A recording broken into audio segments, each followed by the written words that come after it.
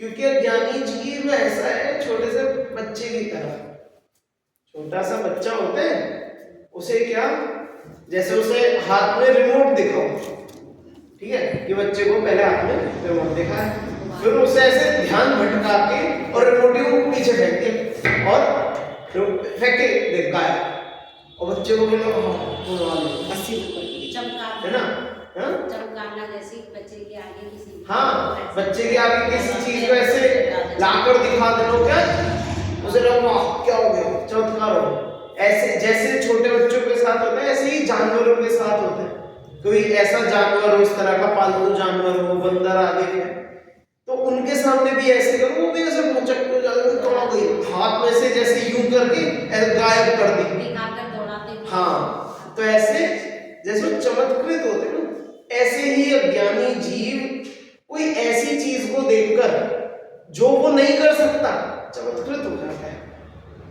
ठीक है, अब चमत्कार की बात यदि करनी है तो आजकल की जो टेक्नोलॉजी है, हम भाई स्पष्ट उदाहरण से ही हमें अच्छे से समझ में आएगा, क्योंकि पुराने जमाने के उदाहरण जो है, पुराने जमाने के चमत्कार है, ये सब तो हमने देखे हैं, सुनी है।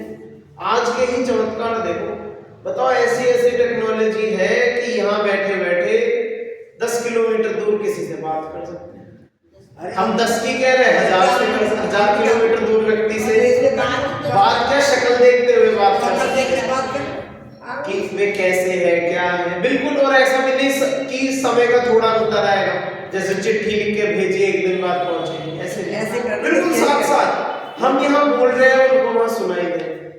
ठीक है, ऐसी टेक्नोलॉजी है कि हमें किसी को बताना है हम यहाँ हैं, अपने फोन पे 2-4 बटन दबाए, उसके बाद हमारी लोकेशन पहुंच जाएगी, बिल्कुल उसे पूरी पृथ्वी के इतने बड़े दायरे में हमारी उस सटीक बिंदु पता है, हाँ भाई आदमी हम है। ऐसी टेक्नोलॉजी है ना। तो जिन लोगों को इनकी जानकारी है, जिन्हें पता है ये सब क्या कैसे होता है, तो उनके लिए सब ठीक है। अब जिसे नहीं पता, जो जिसने ये सब पहली बार सुना है, जिसका पूरा जीवन ऐसे ही निकल गया, भैया उस चौराहे से यहाँ मुड़ना है, कि भाई वहां से यहाँ आओगे, उस स्कूल के पीछे से यहाँ आओगे तो हमारा घर आ जाएगा, उसके यही समझाते समझाते जीवन निकल गया, और उसे लगे अरे ऐसे ये बटन दबा, सबको मेरी जगह मिल गई, सबको मेरा घर मिल गया, सबको मेरी दुकान मिल गई, वाह। तो जो कार्य हम सामान्य तौर पर नहीं देखते ना, और हम किसी को करता देखें, हम चमत्कृत हो जाते हैं, हम भौचक के रह जाते हैं, हम कल्पना में बह जाते हैं, है ना। तो देखो ये यही कह रहे हैं कि ज्ञानी जीवों को के चित्त को चमत्कृत करने के कारण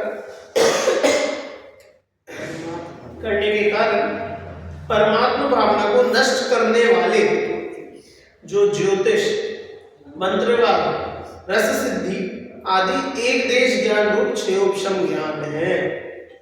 अब ज्योतिष ज्ञान है, जैसे भाई अब ज्योतिष ज्ञान जो भी है, जैसा भी है, हम लोग जानते हैं नहीं जानते, पर सच होता है, सही होता है, ठीक है। अब है वो निमित्त ज्ञान की ही श्रेणी में, अनुमान ज्ञान की श्रेणी में कहो, लेकिन सही होता है। उसमें हम कहें कि नहीं गलत ही होगा, और ऐसा नहीं हुआ तो ऐसा नहीं हुआ, वो सब नहीं।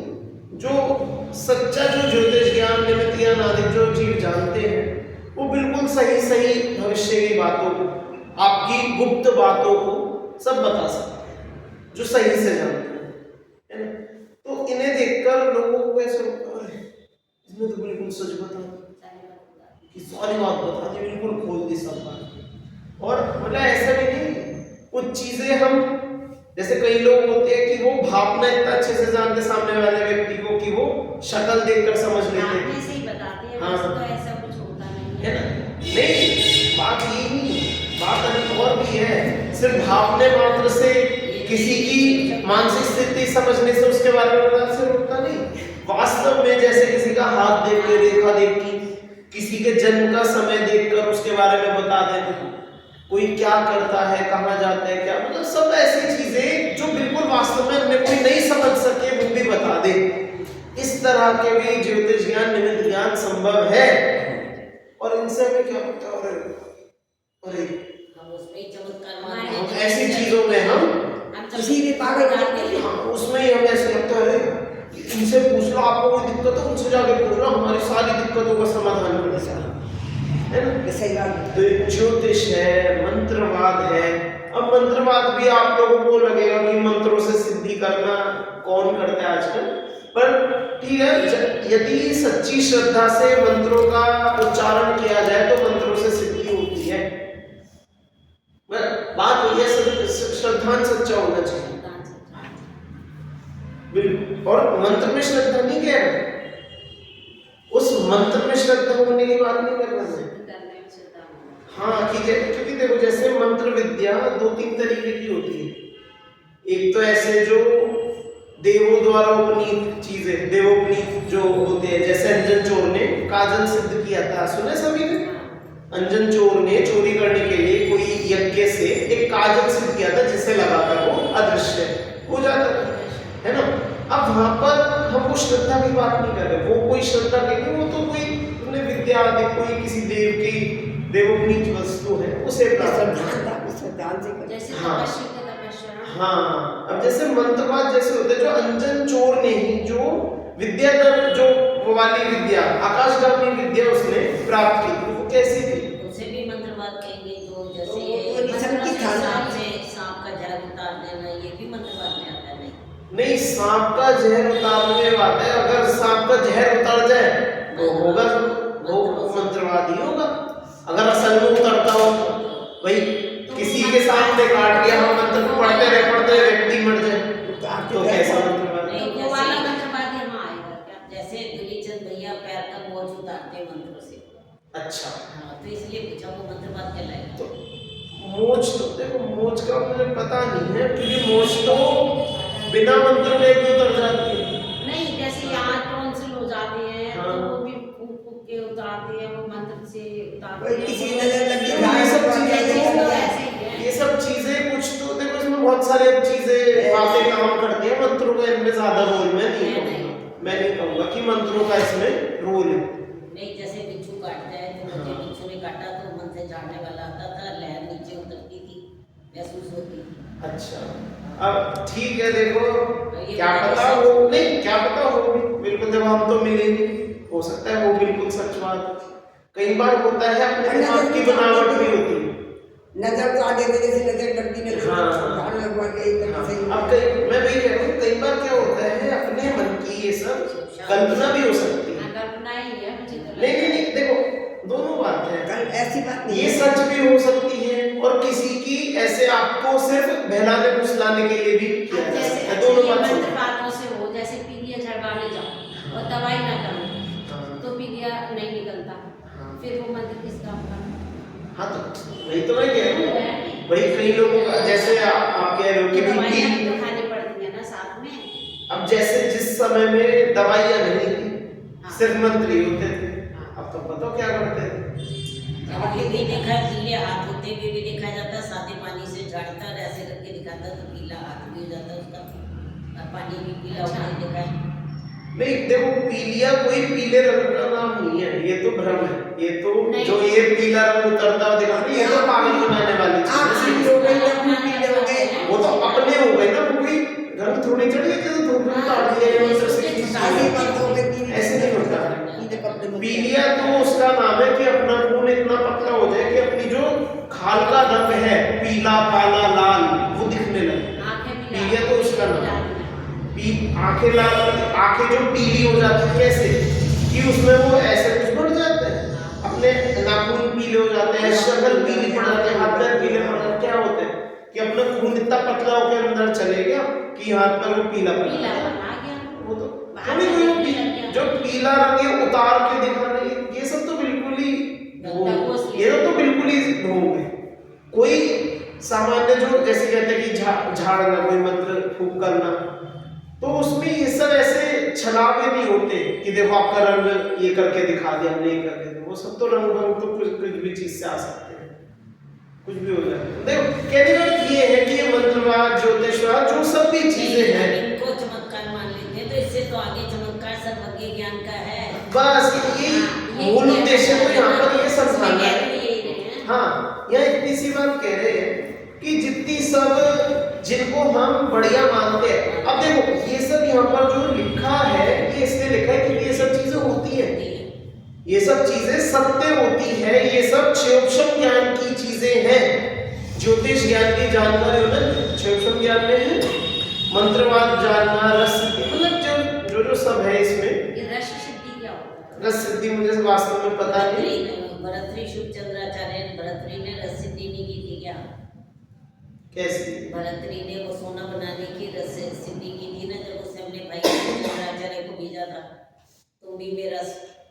अच्छा। तो जब उसने वो सोना किसी के पहाड़ पे उड़ेल दिया था, अच्छा। तो उसने कहा क्या कहते हैं देखो तुम्हें नग्न रहते हो भरतरी को, तो उसने कहा कि मेरे तुमने इसके लिए राजमहल छोड़ा था, धन तो हमारे महलों में कम था क्या? उन्होंने अपने पैर की चुटकी से सोना जी के पहाड़ पे डाली तो सोने का पहाड़ हो गया था। कहने शुभ चंद्राचार्य भरतरी ने रस सिद्धि की तो रस भेजा था, ये रस से सोना बनता है। अच्छा शुभ चंद्राचार्य की कथा ना। नहीं देखो कहानी मुझे ख्याल ऐसे नहीं थी, पर हाँ ये सुना है मैंने। ठीक है ठीक है।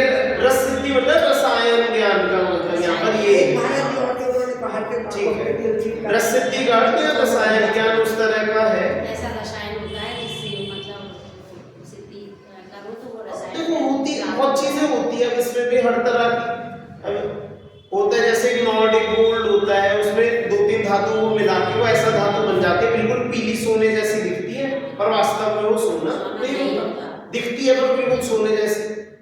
तो वो 2-3 धातुओं को मिला के, अब जिसको समझ में नहीं है वो इसे रसायन ज्ञान बोलेगा, रस सिद्धि जादू बोलेगा। जिसे पता है कि इन 3 चीजों को मिलाओ ये बन जाएगा, तो उसके लिए कुछ बात वही कर रहे हैं ना कि जिसे इसका ज्ञान नहीं है वो इन्हें देखकर इनमें चमत्कार मानते हैं। क्या मानते हैं? चमत्कार। इन्हें महान मानते हैं, चमत्कार मानते हैं। और जो 3 लोग के जो जानने वाले हैं, जो पूरी दुनिया का सब कुछ, दुनिया जहां पे सब कुछ जो हो चुका है, हो रहा है, होएगा, पूरा 3 लोग 3 काल, उसके सब द्रव्य, सब गुण, उनकी सब पर्याय, सब कुछ जो जानते हैं उनमें विशुद्ध है। कहने का तात्पर्य यही रहा ना कि इन्हीं सब चीजों में भ्रमित होता है। हाँ, कि इन चीजों में चमत्कार मानने से अच्छा है ऐसे में मानो ना जो सब कुछ ही जानते हैं, जिनके जो ये मंत्रवाद वगैरह जो करते हैं वो जो अज्ञानी है वो उन्हें भगवान मानते हैं। हाँ, वो उन्हें महान मानते हैं, उनमें अचंबा मानते हैं। तो देखो अब यहाँ क्या लिखा है, तत्संबंधी आग्रह छोड़कर कि ज्योतिष ज्ञानों में लगे रहने से, वो अंगूठी अलग अलग रंगों वाली ये सब पहनने से, और क्या क्या दुनिया भर के जो कुछ भी, देखो मैं ज्यादा नहीं जानता, थोड़ा बहुत जानता हूँ, तो जो भी ये सब होता है सबके चंगुल से बचकर फिर कहाँ क्या करे कि इन सबके आग्रह को छोड़कर 3 लोग 3 काल बढ़ती संपूर्ण वस्तुओं को एक साथ प्रकाशित करने वाले अविनश्वर, अखंड, एक प्रतिभासमय सर्वज्ञता की उत्पत्ति का कारणभूत, क्यों जो सर्वज्ञता है वो कैसे मिलेगी? कैसे कि संपूर्ण रागादि विकल्प जाल रहित सहज शुद्धात्मा से अभेद रूप ज्ञान की भावना करनी चाहिए। यह तात्पर्य है कि ज्ञान की महिमा इसलिए करा रहे हैं कि तुम उसके पीछे लगो। ये सब ये छोटी छोटी चीजें इन दुनियादारी की प्राप्ति के पीछे हम लगे हैं, उन्हें छोड़कर हम वास्तविक किसी सच्चे मार्ग पर लगे, इसलिए ये सब बातें बताई। ठीक है, अब देखो इन गाथाओं में क्षयोक्षमिक ज्ञान की कमजोरियों को उजागर करते हुए उनके आश्रय से होने वाले अहंकार का परिहार कर शाही ज्ञान की महिमा बताई गई है, क्योंकि अनंत अतीन्द्रिय सुख की पूर्णतः प्राप्ति एकमात्र शाही ज्ञान वालों ही होती है। यदि सच्चा सुख हमें प्राप्त करना है तो एकमात्र शाही ज्ञान से ही होगी, अन्य किसी से नहीं। यहाँ क्षयोक्षम ज्ञान संबंधी 3 कमजोरियों को उजागर किया गया है। कहा गया है कि केवल ज्ञान के समान वह नित्य नहीं है। जो क्षयोक्षम ज्ञान है वह कैसा है? नित्य है। ये नित्य नहीं है। नित्य नहीं है। कहा गया है कि केवल ज्ञान के समान वह मतलब क्षयोक्षम ज्ञान नित्य नहीं है, क्षायिक नहीं है और सर्वगत भी नहीं है, इसलिए वह सभी को नहीं जान सकता, संपूर्ण पर्यायों सहित अपने को भी नहीं जान सकता। अनित्य होने से आज जितना ज्ञान हमें है कल भी उतना ही रहेगा, इसकी कोई गारंटी नहीं है। ठीक है, कहने का मतलब जो क्षयोक्षम ज्ञान है हर तरह से हीन है, क्षय ज्ञान के सामने हर तरीके से हीन ही है, उसमें कुछ भी बढ़िया हाँ आज है कल नहीं। आज है कल नहीं है भाई, ऐसा वो कहते हैं ना, मतलब कहते हम सभी को पता है, आज का कोई बहुत बड़ा वैज्ञानिक साइंटिस्ट हो, जरा सी बीमारी हो जाए अब करने लगे, सर पर चोट लग जाए सारी मती सब नष्ट हो जाए। क्या क्षयोक्षम ज्ञान क्या है? उदय, भाई उदय है तो हम जानते, उदय नहीं रहा तो नहीं जानते। क्षयोक्षम वापस आ जाओ, उसका वो ढक जाए, वापस कर क्या जाने, कुछ नहीं जाने, है ना? तो कोई इस क्षयोक्षम ज्ञान की किसी भी तरह की कोई गारंटी नहीं, आज कितना है कल कितना हो। आज जितना जानते कल जानेगा नहीं, और आज भी जितना जानते हैं वो भी कोई अच्छा थोड़ी ना, वो भी कोई स्पष्ट सही थोड़ी जानते हैं, वो भी संपूर्ण थोड़ी जानते हैं, वो भी अधूरा जानते हैं। तो इसलिए किसी भी दृष्टि से इसे हम देखें तो क्षयोक्षम ज्ञान अपना हीन है। क्षय ज्ञान की तुलना में यह क्षयोक्षम ज्ञान अत्यंत अल्प, अस्पष्ट है, परोक्ष और नाशवान है। क्षय ज्ञान संपूर्ण पदार्थों को उनके गुण पर्यायों सहित एक समय में एक साथ जानने वाला है, अत्यंत स्पष्ट है, प्रत्यक्ष है, नित्य एक रूप ही रहने वाला है, अतः प्राप्त करने की दृष्टि से परम उपादेय है। इस प्रकार इन गाथाओं में क्षयोक्षम ज्ञान की लघुता और क्षय ज्ञान की महानता बताई गई है। अब विगत गाथाओं में यह कहा गया है कि क्रमशः प्रवर्तमान ज्ञान क्षयोक्षमिक होने से अनित्य है, क्रमिक ज्ञान वाला पुरुष सर्वज्ञ नहीं हो सकता, किंतु अक्रम से प्रवर्तमान ज्ञान क्षयिक होने से नित्य है और अक्रमिक ज्ञान वाला पुरुष ही सर्वज्ञ हो सकता है। इस बात को सिद्ध कर दिया। अब ज्ञान अधिकार की अंतिम गाथा में उपसंहार करते हुए कहते हैं कि केवल ज्ञानी के ज्ञप्ति क्रिया के सद्भाव होने पर भी उन्हें क्रिया से होने वाला बंधन नहीं होता। ये पूरे मतलब अधिकार के उपसंहार रूप गाथा है, सबसे महत्वपूर्ण गाथा है, सबसे बढ़िया सबसे उत्तम गाथा इस अधिकार की ये है। इसमें और कह क्या रहे हैं कि केवल ज्ञानी के बंध नहीं होता। किससे बंध नहीं होता? कि ज्ञप्ति क्रिया से। ज्ञप्ति क्रिया मतलब कि जानने की क्रिया। केवल ज्ञानी जीव जानते हैं, तो उनका काम ही है जानना। भाई केवल ज्ञानी केवल ज्ञान से क्या करेंगे? जाने की। लेकिन तो बंद वही हो रहा है। हाँ, कि जानने से परंतु बंद नहीं होता, इस बात को यहाँ अंतिम गाथा में कहेंगे। ये इस तरह से गाथाएं, ये गाथा और प्रत्यानुवाद इसका हम पढ़ते हैं। न विपरिणमति न गिण्हति उपपज्यति नैव तेषु वट्टेषु जानन्न वितेयादा अबन्धगो तेन पन्नतो सर्वार्थ जाने जीव पर गुण रूप ना परिणमित हो, बस इसलिए है अबंधक ना ग्रहे ना उत्पन्न हो। देखो ये जो अब गाथा है, ये आपने पहले भी पढ़ी होगी, सुनी होगी। बहुत इस प्रवचन सार ग्रंथ की महत्वपूर्ण गाथाओं में से एक है। ये क्या बोल रहे हैं? नवी परिणमति न गेण्हति उपपज्यति नैव, कि ना तो वह उस रूप परिणमित होता है, ना ही उसको ग्रहण करता है, और ना ही उस रूप उत्पन्न होता है। कौन? कि जो आत्मा जिन पदार्थों को जानता है। आत्मा पदार्थों को जान रहा है, तो जानते हुए वह आत्मा ना तो उन रूप परिणमित करता होता, ना ही उनको ग्रहण ही करता, और ना ही उन रूप उत्पन्न होता है ना। तो इस कार्य से जो आत्मा है, जो आदा, यहाँ बोला ना जानन्नेवी ते आदा, कि जानता हुआ भी वह आत्मा अबंधगो तेन पन्नतो कि वह अबंधक है, उसके बंध नहीं होता, ऐसा कहा गया। आधा माने आत्मा, आधा मतलब आत्मा, ठीक है। हाँ। तो इसका देखो बहुत सामान्य सा बिल्कुल सीधा सीधा अर्थ है कि जो आत्मा है वह पर पदार्थ को जानते हुए उनको ग्रहण नहीं करता, उनको उनरूप परिणमित नहीं होता, उनरूप उत्पन्न नहीं होता, इसलिए आत्मा अबंधक ही रहा। इसलिए आत्मा कैसा रहा? अबंधक। देखो केवल ज्ञानी आत्मा पदार्थों को जानता हुआ भी उन रूप परिणमित नहीं होता। किन रूप परिणमित नहीं होता? उन पर पदार्थों को सबको जानता है, लेकिन उन रूप परिणमित नहीं होता, उन्हें ग्रहण नहीं करता और उन पदार्थों के रूप में उत्पन्न भी नहीं होता, इसलिए उसे अबंधक। समझ में आया सभी? अब जो इसकी जो वो है, जो टीका है, इसमें भी बहुत खास कुछ अलग नहीं दिया, बस पीछे की दो गाथाओं को वापस से उद्धृत कर दिया, इसी बात को समझाते हुए किया कि जो अज्ञानी जीव है वो पर पदार्थ को जानते हुए उनमें राग द्वेष करता है। जो एक बार आता ना शब्द क्या था, गे वाला, गे क्रिया,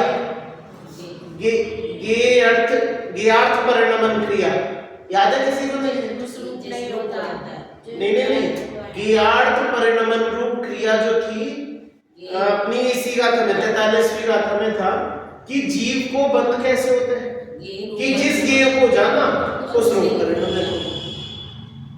जीव, अज्ञानी जीव क्या करता है कि जिस गेय को जानता है उस रूप परिणमित होता है, तो पर गेय को जानते हुए उन रूप परिणमित होगा तो मोह राग द्वेष होगा, है ना। तो बस इसी की चर्चा की गई है इस टीका में भी कि क्योंकि जो जीव पर को जानकर उन रूप परिणमित होते हैं उनके राग द्वेष होते हैं। अब कोई जीव है जो पर को तो जाने लेकिन उन रूप परिणमित ना हो, तो भैया उसके बंध क्या होगा कि बंध का कोई नाम ही नहीं, फिर तो बंध की जरूरत ही नहीं है, बंध उसके होगा नहीं। इस तरह से टीका में इतनी ही बात स्पष्ट की गई है, बहुत नया इसमें कुछ नहीं, बस लेकिन उस बात को निष्कर्ष रूप से कहा गया है ना। देखो ये टीका हम पढ़ते हैं। आचार्य अमृतचंद्र ज्ञान अधिकार के उपसंहार की इस गाथा के भाव को तत्व प्रदीपिका में इस प्रकार स्पष्ट कर। देखो अब ये पहले जो 43 नंबर की जो गाथा थी जो हम पीछे पढ़ के आए हैं उसी को वापस से लिखा। देखो इस गाथा का मैं सीधा अर्थ ही पढ़ता हूं यहाँ पर। जिनवर वृषभों ने कहा है कि संसारी जीवों के उदयगत कर्मांश नियम से होते हैं। क्या बोला? संसारी जीवों के उदयगत कर्मांश नियम से होते हैं, मतलब जो उदय में, भाई संसारी है तो कर्मों का तो उदय आएगा, संसारी जीव के हमेशा कर्म का उदय तो आ रहा है। अब उन कर्मांशों के होने पर जीव मोही, रागी और द्वेषी होता हुआ बंध का अनुभव करता है। अब जब कर्मों का उदय आया तो उनके वजह से मोह राग द्वेष जीव करता है, और जब मोह राग द्वेष करेगा तो क्या होगा कि उससे और कर्मों का बंध होगा। तो ये इस गाथा में बताया था। देखो इसी प्रवचन सार की उक्त 43वीं गाथा में कहा है कि उदयगत उद्गम कर्मों के अंशों के अस्तित्व में चेतित होने पर, क्या बोला? तो जो कर्मों का उदय आया उसमें बह जाने पर, हम अपनी भाषा में समझे भाई कर्मों का उदय आ रहा है तो अपने को क्या करना कि कायदे में तो यदि कर्मों का उदय है तो उनमें हमें अपने को उनसे भिन्न मानना है ना, लेकिन हम करते हैं उनमें चेतित होते हैं। चेतित मतलब उन्हीं में जगते हैं। चेतना मतलब जगना होता है ना, चेत जाओ, उठ जाओ, जाग जाओ। तो उन कर्मों के उदय में ही हम बहते रहते हैं। कर्म का उदय आया उसी से ही अपनी सत्ता मानते हैं, उसी से ही अपने कार्य को, अपने होने को मानते हैं, है ना। तो यहाँ पर ये बता रहे हैं कि उन उद्गम कर्म के अंशों के अस्तित्व में चेतित होने पर, जानने पर, अनुभव करने पर, भाई जब उन कर्मों के उदय को ही हम जानेंगे, मानेंगे, उन कर्मों के उदय को ही हम अपना उदय मानेंगे तो क्या होगा? तो उससे क्या होगा कि अनुभव करने पर मोह राग द्वेष रूप में परिणमित होने से ज्ञेयार्थ परिणमन रूप क्रिया के साथ युक्त होता हुआ आत्मा क्रियाफल भूत बंध का अनुभव करता है, किंतु ज्ञान से बंध नहीं होता। ये समझा भाई। इस जो ये टीका है क्या बोला कि वह जो केवली भगवान है, जो गाथा थी, जो मेन गाथा पढ़ रहे हैं बाद में गाथा, यही तो बता रहे कि जो केवली भगवान है भैया वो सब कुछ जान रहे हैं, लेकिन तो भी उसमें अबंधक है। पूरी दुनिया को जानते हुए भी उन रूप परिणमित नहीं होते। अच्छा, हमें क्या लगता है हम भी सर्वज्ञ हो जाए, हम भी सर्वज्ञ हो जाए, हम भी सब कुछ जान। तो बात ये है हम अभी सर्वज्ञ इसलिए नहीं है क्योंकि हम में इतना कुछ पहुंचाने की शक्ति नहीं। मान लो हम में वो जानने की शक्ति को फिट कर जाए, ये रिमोट का वो निकाल के दूसरी बैटरी लगा दी वापस चलने में, तो ऐसे अभी हमारा ज्ञान हल्का है, कम बैटरी का है। तो मान लो हमारा कोई ज्ञान निकाल के बिल्कुल फुल पावर वाला, पूरा केवल ज्ञानी वाला ज्ञान हमारे अंदर फिट कर दे, तो क्या होगा? अरे अहम तो कुछ नहीं होगा, हम चलेंगे नहीं, हम बस पड़ जाएंगे। जैसे ये होता है ना कि किसी बड़ी बैटरी में पतली तार लगा दो तो क्या होता है, वो तार जल जाती है, जो मशीन है वो खराब हो जाती है, फूट जाती है। जैसे कहने के लिए एसी में ये माइक वाली तार लगा दो, हाँ, तो ये माइक वाली तार का क्या होगा? तार तो वहीं जल के राख हो जाएगी। इतनी पतली तार इतनी भारी लोड को कैसे सहेगी? तो ऐसे इतना बड़ा ज्ञान हम जैसे छोटे जी, हम जैसे कमजोर जी, हम छोटी ताकत वाले जी कैसे सहेंगे? नहीं सह सकते ना। समझ में आया मैं क्या बोल रहा हूँ? तो इतनी ज्यादा ज्ञान को एक साथ ग्रहण करना, पहले तो हमारे वो शक्ति नहीं, वो बस करने में, इतना ज्ञान झेलना। मान लो झेलने की भी शक्ति हो जाए, मान लो उदाहरण की बात कर रहे थे, हम तो कल्पना कर रहे हैं, मान लो हमें झेलने की भी शक्ति आ जाए, तो आप सोचो हमें क्या क्या जानना पड़ेगा। सोचो इस बात को जरा, सब कुछ जानने इस जगत का। ये सुमत प्रकाश जी ने वहां पर पंचकल्याण था, वहां पर ये उदाहरण दिया था, कहते सर्वज्ञता को समझो। वहां केवल ज्ञान के प्रकरण में उन्होंने समझाया था जब ज्ञान कल्याण, कहते केवल ज्ञान एक ऐसी चीज है जिसे वीतरागी हुए बिना तुम कल्पना नहीं कर सकते। मतलब होने की भी कल्पना नहीं कर सकते। अब तुम सोचो, तुम सिद्धालय में हो, अपन लोग सब क्या, सब अपना अपना सोचो, आप लोग सिद्धालय में बैठे, ठीक है? अब दुनिया का सब कुछ दिख रहा है, भूत भविष्य वर्तमान सब कुछ जानने में आता है। अब आपने अपने उसी केवल ज्ञान से जाना कि जो मेरे बगल में जो सिद्ध है, इन्होंने कुछ भव पहले मेरी हत्या की थी, मेरी माता जी की हत्या की थी, हमारे परिवार को मरवा दिया, वो यहाँ बैठे, ठीक है? हाँ देखो, इसलिए उदाहरण है ना, कल्पना है, इसलिए तो कल्पना कह रहा हूं मैं, सच्चाई नहीं है, कल्पना है। सोचो इस बात, इधर बैठे जो सिद्ध है, उन्होंने कुछ भाव पहले हमारी माता को मारा था, जान से मारा था, हमें मारा था, उन्होंने हमारे पूरे परिवार को मारा, बहुत त्राही को नष्ट कर दिया, लेकिन ऑब्सेंट है ना। और हमारी जिन माता जी के पीछे हम गुस्सा कर रहे हैं, वो माता जी हमारे घर सिद्ध है, ठीक है? हम भी सिद्ध, ये भी सिद्ध, वो भी सिद्ध, है ना। अब सब कुछ जानना है, प्रत्येक जीव के बारे में सब कुछ जानना, देखना। हम तो जैसे हमारा क्या है, क्षयोक्षम ज्ञान वाले हैं, हमें कोई चीज नहीं जाननी, मुंह मोड़ दो भाई। सड़क चल रहे हैं, कहीं सड़क पर गंदगी पड़ी है, नाली है, बदबू आ रही है, बदबू आ रही है तो नाक बंद कर लो, है ना। कुछ गंदगी दिख गई तो आंखें मोड़ दो। केवल ज्ञानी के पास ऑप्शन नहीं है, सब कुछ जानना, और सब कुछ ऐसे नहीं थोड़ा बहुत जानने, ऊपर जानना, उसके प्रत्येक परमाणु, यदि बदबू को भी जान रहे हैं तो उस बदबू के भी प्रत्येक परमाणु को अत्यंत स्पष्टता के साथ जान रहे हैं। हमें बदबू आई 2 सेकंड के लिए आई, आगे बढ़ने वो अनादि अनंत सारी गंदगी को, सब तरह की बुरी अच्छी चीजों को, जिन्हें हम अच्छा बुरा मानते, देखो वे तो अच्छा बुरा मानते नहीं, बाकी में नहीं, हम जिन्हें बुरी मानते हैं वे उनको भी प्रत्येक को स्पष्ट जानते हैं, एक एक को बिल्कुल सटीक सही परमाणु के स्तर पर भी, ऊपरी स्तर पर भी हर तरीके से जानते हैं सब कुछ, और उस चीज को बंद करने का ऑप्शन नहीं है। समझ में आया? लेकिन इन सब को जानते हुए, सब कुछ करते हुए, जो भी है, जैसे भी है, जहां भी है, अबंधक है। क्या है जी? अबंधक है। वो बुरा जानेंगे तो भी कुछ नहीं, तो भी वीतराग, वो अच्छा जानेंगे तो भी वीतराग। कोई ऐसा जीव मान लो हो, मुनिराज हो, कोई ऐसे जीव जिन्हें उनसे बहुत राग था, कई सारे पूर्व भवों को उनसे प्रेम था, मोह था, स्नेह था, तो सोचे कि अरे ऐसा अच्छा होगा कि बिल्कुल मेरे आसपास ही कहीं आगे सिद्ध बन जाए, कहीं दूसरे क्षेत्र से सिद्ध न बने, फिर साथ साथ बैठकर सिद्ध बने रहे। ऐसा होता है। या फिर किसी से द्वेष करते हैं, वो सिद्ध बनने वाला से बोले अरे इसकी तो तपस्या बंद हो, ये तो सिद्ध ही ना बने, ऐसा नहीं पता है ना भाई? ऐसा होगा क्या? ऐसी कोई व्यवस्था बन पाएगी? तो केवल ज्ञान होने के लिए वीतरागता का बड़ा रोल है।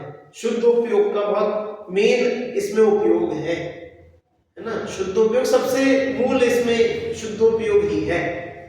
तो देखो, समझाने की बात अंत में यही है कि जितनी भी ये सब बताए ना ज्ञार्थ परिणमन वाली बात, ये सब हमारे लिए ही कह रहे हैं कि भैया तुम लोग यहाँ पर फंसे हो, तुम भी जानते हो, केवली भी जानते हैं, केवली तुमसे 4 बात ज्यादा ही जानते हैं, लेकिन जानते हुए भी वे अबंधक हैं, और तुम थोड़ा सा जानते हो, उसमें भी तुम मोहराग करके, राग द्वेष करके जाते हो, उतनी सी जरा सी है नहीं, उसमें भी फंस गए। और पूरे लोकालोक, 3 लोक 3 लोक सब जानते हैं, उनके कोई फर्क नहीं पड़ता ना, तो भी कुछ नहीं, तो भी उन्हें उनसे कुछ नहीं लेना देना, जानते हैं बस, वो तो खाली जान है ना? समझ में आया?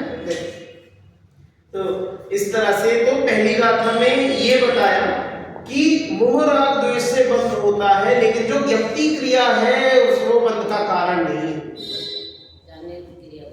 जो कर्म का उदय आया, हमने उस कर्म के उदय को अपना माना, उस उदय में चेतित हुए, उसको अनुभव किया, उसको जाना, समझा, और फिर और मोह राग द्वेष किया, उससे और बंध हुआ, है ना? तो वहां पर इस पूरी प्रक्रिया में ज्ञान का क्या रोल था? कुछ भी नहीं। ज्ञान तो बेचारा जान रहा था, है ना? ऐसे ही केवली भगवान है, वे भी जानते हैं, लेकिन वे जानते हुए भी बंध उनके नहीं होता। क्यों? क्योंकि ज्ञान की क्रिया बंध का कारण नहीं होती। ज्ञान की क्रिया बंध का कारण हो सकती है क्या? कि कभी नहीं हो सकती। अब ये वैसी बात है कि पानी से आग लग जाए, ऐसा कभी हो सकता है? पानी से आग लग जाए ऐसा कभी संभव है क्या 3 काल में? नहीं है कि नहीं है? नहीं है। लेकिन कुछ चीजें ऐसी होती हैं कि हम पानी को खूब गर्म कर दें, बहुत गर्म, बिल्कुल 100 डिग्री गर्म कर दें, 99 डिग्री 100 डिग्री, है ना? और फिर उस चीज को उसमें छूकर निकाल दो, उसमें आग लग जाएगी। कोई कई चीजें हैं ऐसी, जैसे हाथ डालने का हाथ तो जल ही जाएगा। हाथ तो जल ही जाएगा गर्म पानी में, अपने हाथ तो जलेगा ना। 99 डिग्री पे हम हाथ डाल दें, क्या होगा? हाथ का जलेगा नहीं जलेगा? ठीक, वो बिल्कुल सही है, जलेगा ना हाथ। तो भैया बताओ, पानी क्या जलाता है? पानी का काम अब जलाना हो गया क्या? पानी नहीं जला, फिसलता जो है। हाँ, कि वो तो पानी में गर्मी थी, तो उस गर्मी से जले, पानी का काम जलाना नहीं है। समझ में आया?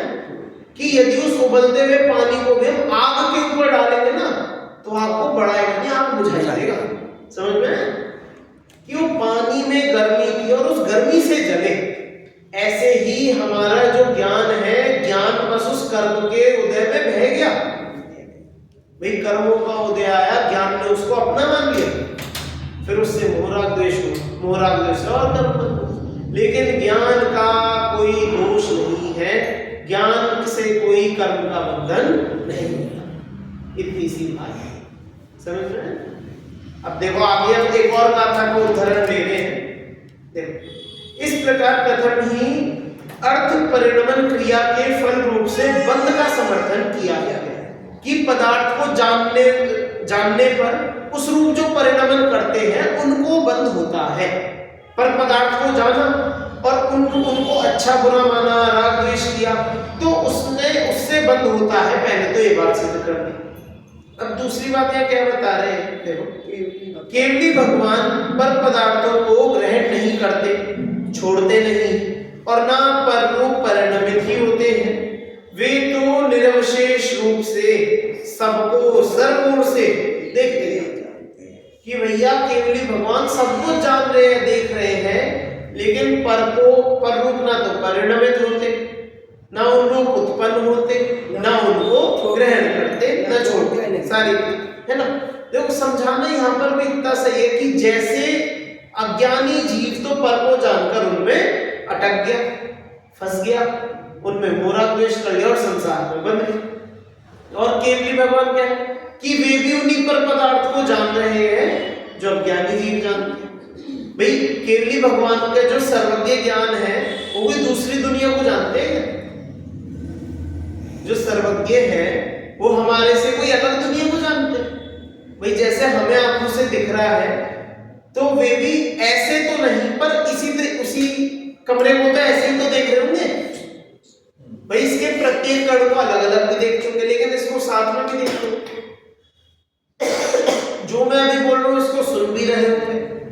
कोई उनकी स्तुति करे उसे भी सुनते होंगे, कोई उनकी निंदा करे, कोई उनको बुरा बोले, कोई उनको अच्छा बोले, कोई उनका पंचकल्याण करे और कोई उनके पुतले जलाए, कोई उनकी मूर्ति तोड़े, मंदिर तोड़े, वो तो सबको देख रहे हैं, सब कुछ देख रहे हैं कि नहीं देख रहे। और एक बार देख रहे हैं क्या कि अनादि अनंत वो सेम चीजें सब देख रहे हैं बार बार, और अनादि अनंत काल में जितनी बार हुआ सारा देख रहे, सब कुछ देख रहे, सबको देख रहे, सब कुछ सबको देखते जानते हुए भी, पर वो बस देखते जानते ही है, उसमें कुछ करते नहीं। बस यही है उनकी भैया जो उनकी महानता है ना। तो यही बोल रहे हैं कि इसी प्रवचन सार की उक्त 32वीं गाथा में शुद्धात्मा के अर्थ परिणमन आदि क्रियाओं का अभाव बताया गया है कि केवली भगवान के उन पदार्थों को जानकर उन रूप क्रिया नहीं होती, पर पदार्थ रूप परिणमन नहीं होता उनको। वे तो अपने ही आत्मा में ही लीन रहते हैं, अपने ज्ञान रूप ही परिणमन करते हैं, पर पदार्थ रूप परिणमन नहीं करते। इसलिए जो आत्मा पर पदार्थ रूप से परिणमित नहीं होता, उन्हें ग्रहण नहीं करता और उन रूप उत्पन्न नहीं होता, उस आत्मा के व्यक्ति क्रिया का सद्भाव होने पर भी क्रिया फलभूत बंध सिद्ध नहीं होता। कि भैया अंत में बात यही रही कि ज्ञान से कोई बंध नहीं होता, बंध तो उस मोहराग द्वेष से होता है, अर्थ परिणमन क्रिया से होता है, ज्ञान से बंध नहीं होता। अब यहाँ पर बार बार क्यों बोला? ये पीछे की 2 गाथाएं बता दी, अब ये तीसरी गाथा है, फिर से देख। इस एक अधिकार में 3 बार इस विषय को दोहराया। किस विषय को? कि ज्ञान से बंध नहीं होता। तो 3 बार विषय को दोहराने का एक कारण तो ये है कि बौद्ध मत यही मानते हैं, क्या कि ज्ञान से बंध होता है। वो तो कहते हैं ज्ञान को ही नष्ट कर दो। बौद्ध धर्म कहता है कि जब सुनो जो बौद्ध मत है वे क्या मानता है कि सब कुछ क्षणिक है, जो कुछ आया है सब कुछ बाहर से आया। आत्मा तो जो शुद्ध आत्मा कैसी कि सिर्फ आत्मा, कोई गुण भी नहीं, कोई कुछ भी नहीं, बस बिल्कुल खाली डब्बा। हम ही तो जड़ कह रहे हैं, वो तो उसको आत्मा मानते हैं। कि मोक्ष कैसे होगा कि जब अपने अंदर के सारे गुण नष्ट हो जाएंगे, वो गुण जहां जहां से आए थे वे विलय को प्राप्त हो जाएंगे, नष्ट हो जाएंगे, तो क्या होगा? तो सारे भार से मुक्त हो गए। जैसे हम कर्म मानते हैं ना कि जब कर्म सारे नष्ट हो जाएंगे तो हम मोक्ष चले जाएंगे, मुक्त हो जाएंगे, तो ऐसे वे उन गुणों को भी कर्म मानते हैं कि वे गुण ऐसे हमें बंधे हुए हैं और जब ये नाश को प्राप्त होंगे तो हमें मोक्ष मिलेगा। बहुत धर्म ऐसा। तो उनकी इस बात को सिद्ध करने के लिए यहाँ पर बार बार इस बात को दोहराया गया, बताया गया क्या क्या क्या क्या कि ज्ञान से बंध नहीं होता, कि ज्ञान कोई बंध का, ज्ञान कोई संसार का कारण नहीं है। ज्ञान तो एक ऐसा परम फल है जो हमें वीतरागता के माध्यम से प्राप्त होता है। तीन बार कह के बात पक्की कर दी। हाँ बिल्कुल, बार बार 3 बार क्या, पूरा अधिकार ही इस बात को समर्पित है कि वह ज्ञान ही सच्चा ज्ञान है जो सबको जाने। ज्ञान को नष्ट करने का तो सवाल ही नहीं, क्योंकि बात ही है, अगर चलो हम तो कहते हैं ज्ञान को तुम नष्ट कर सकते हो तो कर लो, ज्ञान को नष्ट कर दोगे तो जड़ हो जाओगे। सुनो तो हम कहते हैं कि तुम ज्ञान को नष्ट कर सकते हो, तुम ज्ञान को नष्ट करके खुद जड़ हो सकते तो कर लो, कोई नहीं, हम उसमें भी शिकायत करो ना। बात यह है कि वो भी संभव हो, कर नहीं तो संभव नहीं है। जो जीव के अनंत गुण हैं उनको अनंत काल से निगोद में कोई उनका कुछ नहीं करता। निगोद में रुल रहे, धक्के खा रहे, कर्मों ने बांध रखा, कर रखा, तो भी ज्ञान तब तक तो नष्ट हुआ नहीं। अब तुम खुद ही अपना ज्ञान नष्ट करने की तरकीब लगाओ, सोचो, तो भैया तुम्हारे भी बस की नहीं। क्यों? क्योंकि ऐसा स्वभाव ही नहीं है, कर ही नहीं सकते, है ना। अगर कर सकते होते तो करो, कर लो, कोई बात नहीं, चलो तुम जड़ोगे खुश हो, जड़ोगे खुश हो, कोई बात नहीं, पर संभव तो नहीं है ना। यदि संभव होता वो भी एक मार्ग बना देते, बौद्ध धर्म को अलग खड़ा करके उसे भी एक रास्ता बना देते, भैया जैसे मोक्ष जाना है यहाँ चलो, और जैसे बिल्कुल खत्म होना तो वहां चलो, कोई बात नहीं। लेकिन वो व्यवस्था नहीं है, वो संभव नहीं है। हम हमेशा हमेशा जीव रहेंगे ही रहेंगे, हम ज्ञानवान हमेशा अनादि अनंत रहेंगे ही रहेंगे। किसी भी अवस्था में भी हो, कहीं भी हो, ज्ञान निरंतर रहेगा। हम जीव सदा रहेंगे, उस बात को कोई बदल नहीं सकता। तो इसलिए एक सच्चा मार्ग यही है सुखी होने का, कि भैया ये ज्ञान ही है जो हमें उस पूर्णता की ओर लेकर जाएगा और सच्चे सुख की ओर लेकर जाएगा। ठीक है। हाँ, इसलिए जो आत्मा पर पदार्थ रूप से परिणमित नहीं होता, उन्हें ग्रहण नहीं करता और उन्नों उत्पन्न नहीं होता, उस आत्मा के ज्ञप्ति क्रिया का सद्भाव होने पर भी क्रिया फलभूत बंध सिद्ध नहीं होता। भैया ज्ञान होने पर भी उनके बंध नहीं हो रहा, तो ज्ञान यहाँ पर बंध का कारण नहीं है। वे जो कर्म है, वे जो कर्मफल क्रिया है, जो कर्म जो क्रिया है, जो मोरा द्वेष है, वे बंध के कारण है, अन्य ठीक है। आचार्य जयसेन तात्पर्य वृत्ति में इस गाथा का भाव तत्व प्रदीपिका के समान ही निरूपण करते हुए अंत में स्वसंवेदन ज्ञान की प्रेरणा देते हुए लिखते हैं कि रागादि रहित ज्ञान का बंध कारण नहीं है। रागादि रहित ज्ञान बंध का कारण नहीं है, ऐसा जानकर रागादि रहित निर्विकार स्वसंवेदन ज्ञान की ही भावना करनी चाहिए। मतलब जैसे आचार्य यही बात कहकर अंत में ये और जोड़ते हैं कि भैया राग को छोड़ो, ज्ञान को छोड़ना कोई उपाय नहीं है, कि छोड़ने योग्य तो राग है। तुम सोचो गर्म पानी से जल गए तो हम पानी का ही त्याग कर दें, कितने दिन जीवित रहेंगे, है ना भाई। हम जैसे तो 2-4 दिन, कोई तपस्वी योगी मुनि वे महीना, 2 महीना, 6 महीना, साल भी हमने सुना है कि 1-1 साल भी मुनिराज रहते हैं जो उपवास करते हैं। ऐसे वो कौन सा है, सिंह निष्क्रिय रहते ऐसे करके उपवास होता है, तो उसमें 1 वर्ष तक पूरा उपवास रखते हैं, पूरा ऐसा भी उपवास होता है। साल भर रहे, जीवन तो नहीं निकलेगा। तो गर्म पानी से जलना नहीं हो तो पानी को गर्म मत करो, पानी को ऐसे ही, वो गर्मी दोष है, पानी में कोई दोष नहीं है, पानी बुरा नहीं है। उस पानी में जो गर्माव जो हमने गर्म किया था, उबला हुआ था, वो दोष था। ऐसे ही ज्ञान से हम गलत कार्य करते हैं तो उसमें ज्ञान का दोष नहीं है, ज्ञान तो अपना जानने वाला है। मोह राग द्वेष तुम अपना लगाते हैं, मोह राग द्वेष तो हम अपना लगाते हैं, वह मोह राग द्वेष छोड़ने योग्य है, फिर तो बस निर्मल ज्ञान ही रह जाएगा। लेकिन जो विकल्प आते हैं वो ज्ञान में, ज्ञान से तो आते हैं, उन्हें कैसे सीखेगा? देखो आपका सवाल आया है कि जो विकल्प आते हैं, जो बुरे विकल्प, देखो विकल्प का यहाँ आपका सवाल नहीं, आपका सवाल है बुरे विकल्प का, है कि नहीं? आपका यही सवाल है कि जो खराब विकल्प आते हैं, ऐसे विकल्प जिन्हें हम नहीं चाहते कि वे आए, वे आते हैं, तो वे तो ज्ञान के ही है, ऐसा। तो यहाँ पर हम कहेंगे कि वो मात्र ज्ञान के नहीं, वो उदय के हैं, वो उदय मतलब कर्म के उदय के हैं। जो भी हमें विकल्प आ रहे हैं, जो हमें बुरे परिणाम आ जाते हैं, वो सब कर्मों के उदय के कारण है। जो मोह का जो बीज है, जो बीज क्या बोलूं, मोह का जो पेड़ है, बट वृक्ष है और बहुत ताकतवर है, उसे हिलाना सरल नहीं है।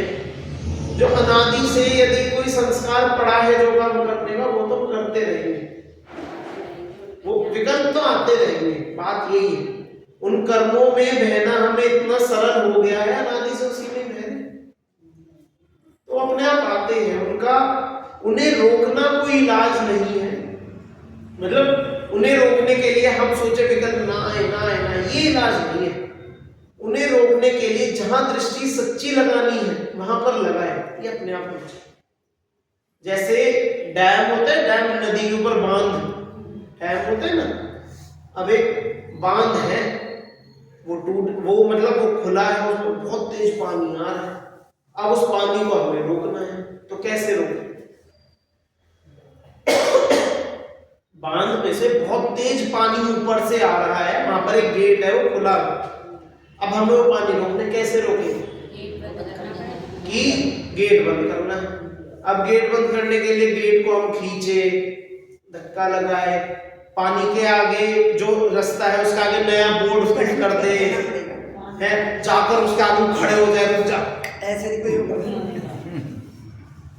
तो अब विकल्प उस पानी की तरह है, वो डैम में से पानी आ रहा है, वो आता रहेगा, उसे रोकने के लिए हमें वहां से उठकर जाना पड़ेगा, कंट्रोल रूम तक जाके वो जो गेट का बटन है ना, एक बटन दबाना है और वो गेट रुक जाएगा। समझ में आया? तो जो विकल्प है उन्हें हम ऐसे नहीं रोक सकते कि विकल्प नहीं आए, नहीं उन पर गुस्सा करे, अपने पे गुस्सा करे, उन्हें ताकत से रोके, विकल्प नहीं रोकेंगे। विकल्प रोकने हैं तो वहां से दृष्टि हटानी पड़ेगी, हाँ, उपयोग को हटाना पड़ेगा। ये समझना पड़ेगा कि ये जो पानी आ रहा है ये हमारे दुख का कारण नहीं है, ये जो विकल्प है ये हमारे दुख के कारण नहीं है, ये तो उदयादि है। समझ में? जो विकल्प अपने आते हैं, जो कुछ भी अपन संसार में जो भी झेल रहे हैं, ये सब हमारे आत्मा का किया धरा नहीं है, ये तो उदयादि है। उदय है तो ये सब हो रहा है ना। और इन सबसे बचने का उपाय है कि इन सब अपने को इन सबसे भिन्न मानो। सबसे पहले तो मानना ही पड़ेगा, मानने से ही सब शुरुआत है। तो भेद विज्ञान जो है ना, कहते हैं भेद विज्ञान, वो अभी करो। अब ठीक है, देखो बात वही है, समय अपना हो रहा है, मुझे समय भी दिख रहा है, इसी पर ही एक पूरी एक अलग कक्षा महीने भर के अपनी चल सकती है कि अभी भेद विज्ञान करना।